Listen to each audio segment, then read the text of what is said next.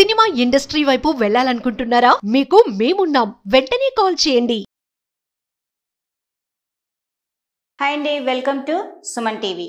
నా పేరు అనురాధ. ఈరోజు మనము వేరే వాళ్ళతో క్వశ్చన్స్ ఎలా అడగాలి అన్న టాపిక్ని మనం ఈరోజు తీసుకొచ్చాము.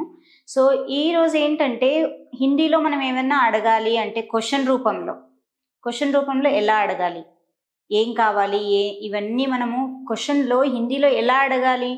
అడగడానికి ఒక పదం అంటూ ఉంటుంది కదా, క్వశ్చనింగ్గా అడగడానికి. ఆ పదం ఏంటి, ఆ పదాన్ని మనం ఎలా వాడాలి, ఏంటి ఆ పదాలు, ఒకటే పదం ఉంటుందా లేదంటే చాలా పదాలు ఉంటాయా? సో ఇలా మనము ఆలోచిస్తుంటాం కనుక అవి మనం అడగకుండా ఆగిపోతాం. సో ఏమీ లేదు, కొన్ని పదాలు మాత్రమే ఉన్నాయి.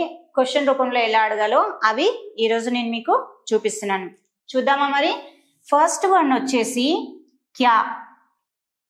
క్యా అంటే ఏమిటి. ఓకే, క్యా అంటే ఏమిటి. ఇది మనం క్వశ్చన్ రూపంలో హిందీలో ఏమన్నా అడగడానికి యూజ్ చేస్తాము. ఓకే, నెక్స్ట్ వర్డ్ వచ్చేసి కౌన్. కౌన్ అంటే ఎవరు. ఎవరైనా ఇంటికి వచ్చినప్పుడు ఎవరు వచ్చారో అని అడుగుతాం కదా, సో దాన్ని మళ్ళీ హిందీలో అడగడానికి ఏదో ఒక పదం ఉంటుంది కదా, ఎవరు అని మనం తెలుగులో చెప్తున్నాం. ఎవరు అనడాన్ని హిందీలో ఏమంటారు, అది మనకు తెలిస్తేనే కదా మనం మాట్లాడగలిగేది. సో అందుకని దాన్ని ఏమంటారు, ఎవరు అనడాన్ని కౌన్.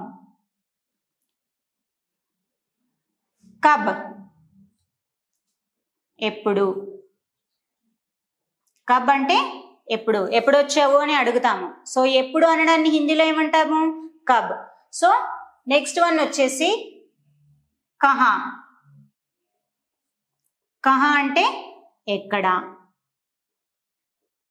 కహా అంటే ఎక్కడికి వెళ్ళావు అని అడుగుతాం మనము. సో ఎక్కడ అనడాన్ని మనం హిందీలో ఏమని చెప్పాలో అది మనకు తెలిస్తేనే కదా మనం చెప్పగలగము. సో అందుకని కహా అన్నది మనము యూజ్ చేస్తాము. కైసే. కైసే అంటే ఎలా. ఓకే, కైసే హువా, ఎలా అయింది, ఎలా జరిగింది, ఇవన్నీ అడుగుతూ ఉంటాం.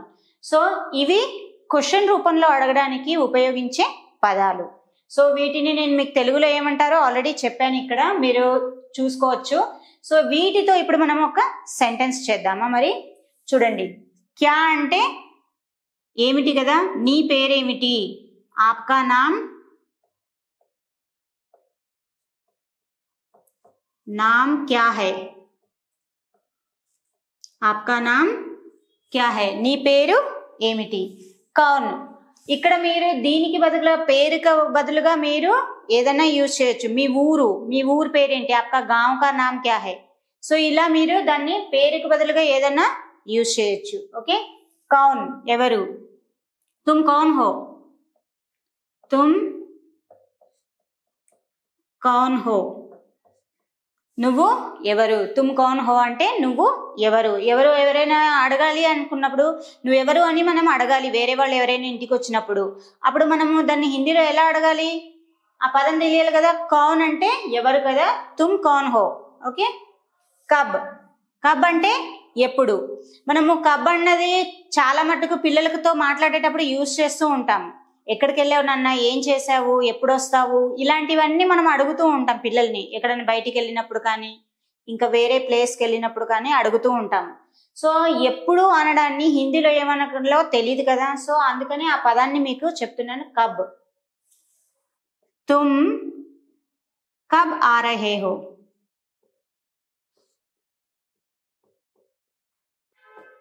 తుమ్ కబ్ ఆ రహే హో అంటే నువ్వు ఎప్పుడు వస్తున్నావు. సో ఇక్కడ మీకు ఒకవేళ హిందీ చదవడానికి వచ్చింది అనుకోండి, మీరు ఇది యూజ్ చేసుకోవచ్చు, మంచిగా మాట్లాడడానికి వస్తుంది. లేదు మేడం మాకు హిందీ చదవడానికి రాదు, తెలుగు ఒకటే వస్తుంది అంటే నేను మీకు దీన్ని తెలుగులో కూడా సేమ్ హిందీ ప్రొనౌన్సియేషనే తెలుగులో మీకు చూపిస్తాను. చూడండి, ఇదే వర్డ్ని తుమ్ కబ్ ఆ రహే హో. కొంతమందికి హిందీ చదవడానికి రాదు, మాట్లాడడానికి నేర్చుకోవాలనుకుంటారు. సో అలాంటి వాళ్ళు హిందీ ప్రొనౌన్సియేషనే కానీ తెలుగు లెటర్స్ తోటి మనము ఇక్కడ చూపిస్తున్నాము మీకు ఈజీగా ఉండడానికి. ఓకే, तुम कब आ रहे हो, तुम कब आ रहे हो. ఓకే, నువ్వు ఎప్పుడు వస్తున్నావు. కహా, కహా అంటే ఎక్కడ, ఎక్కడున్నావు అని అడుగుతాం. అడగాలి అంటే ఆ ఎక్కడ అన్న పదాన్ని ఏమంటాము మనం హిందీలో? కహా. తుమ్ కహా హో, నువ్వు ఎక్కడ ఉన్నావు. తుమ్ కహా హో.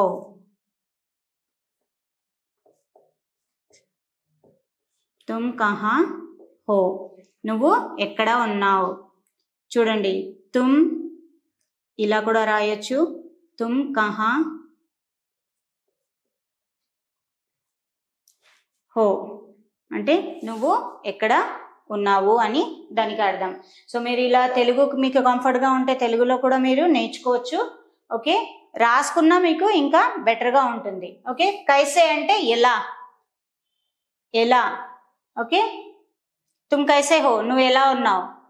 ఎవరైనా వచ్చినప్పుడు మనం సాధారణంగా ఎలా ఉన్నావు అని అడుగుతాం కదా. సో అదే క్వశ్చన్ హిందీలో అడగాలి అన్నప్పుడు మనము అది మనకు తెలియాలి కదా. కైసే హో, నువ్వు ఎలా ఉన్నావు. తుమ్ కైసే హో అని ఇలా మనము అడగొచ్చు. చాలా సింపుల్. చూడండి, తుమ్ కైసే హో,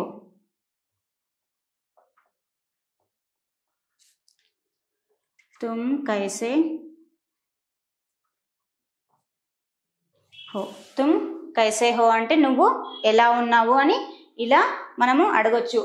ఎవరినైనా ఏదైనా అడగాలంటే మనం ఏం పదాలను యూజ్ చేస్తున్నాము? క్యా, కౌన్, కబ్, కహా, కైసే. ఇవి క్వశ్చన్లో అడగడానికి, వేరే వాళ్ళతో అడగడానికి వీటిని మనము యూజ్ చేస్తాము. వీటిని యూజ్ చేసి మీరు ఇంకా కొన్ని పదాలను, వేరే వేరే పదాలను, కొత్త కొత్త పదాలను మీకు హిందీలో రావనుకోండి, ఇంగ్లీష్లోనే యూజ్ చేయండి వాటికి బదులుగా. ఇక్కడ తుమారా ఆఫీస్ కా నామ్ క్యా హై, ఆఫీస్, ఆఫీస్కి నన్ను హిందీలో ఏమనాలో మీకు తెలియదు, అప్పుడు అక్కడ ఆఫీస్ అని పెట్టుకోవచ్చు. ఓకే, తుమ్ కౌన్ హో, ఆప్ కౌన్ హో, ఓ కౌన్ హై, అతను ఎవరు అంటే ఓ కౌన్ హై అని అంటాము. తుమ్ కౌన్ హో అంటే నువ్వెవరు అని అంటున్నాము. సో ఇక్కడ తుమ్కి బదులుగా ఇక్కడ వేరే ఆప్ అంటే కూడా యూ, రెస్పెక్ట్ ఇచ్చే వాళ్ళకు, పెద్దవాళ్ళు ఉన్నారనుకోండి మీరు అంటాం మనం యాక్చువల్గా తెలుగులో. సో మీరు ఎలా ఉన్నారు, మీరెవరు అని అడుగుతాం కదా. సో మీరు అనడానికి ఆప్ అని యూజ్ చేస్తాము. ఓకే, ఇక్కడ కబ్, తుమ్ కబ్ జా రహే హో, ఆప్ కబ్ జా రహే హో, మీరు, ఇక్కడ మీరు కూడా ఆప్ అని యూజ్ చేయొచ్చు. ఓకే, అతను ఎప్పుడు వచ్చాడు, ఓ కబ్ ఆయా, అతను ఎప్పుడు వచ్చాడు అంటే ఓ కబ్ ఆయా, ఓ లడకా, ఓ ఆద్మీ, ఆ పర్సన్ ఏమైనా, లేదంటే పర్సన్ పేరు కూడా యూజ్ చేయొచ్చు మనం. రాము కబ్ ఆయా, రాజు కబ్ ఆయా, ఇలా మనం పేర్లను కూడా యూజ్ చేసి ఆ సెంటెన్స్ని మీరు కొత్తగా నేర్చుకోవచ్చు. ఇక్కడ ఉన్న ఒక్క సెంటెన్స్ని మీరు కొత్త కొత్త వర్డ్స్ని ప్రయోగించి దాన్ని కంప్లీట్ సెంటెన్స్ ఇంకా మీకు కావాల్సిన విధంగా మీరు యూస్ చేసుకోవచ్చు. ఓకేనా, మరి ఇలా ట్రై చేస్తారా? మీరు కూడా ట్రై చేయండి, త్వరగా నేర్చుకుంటారు. Thank you.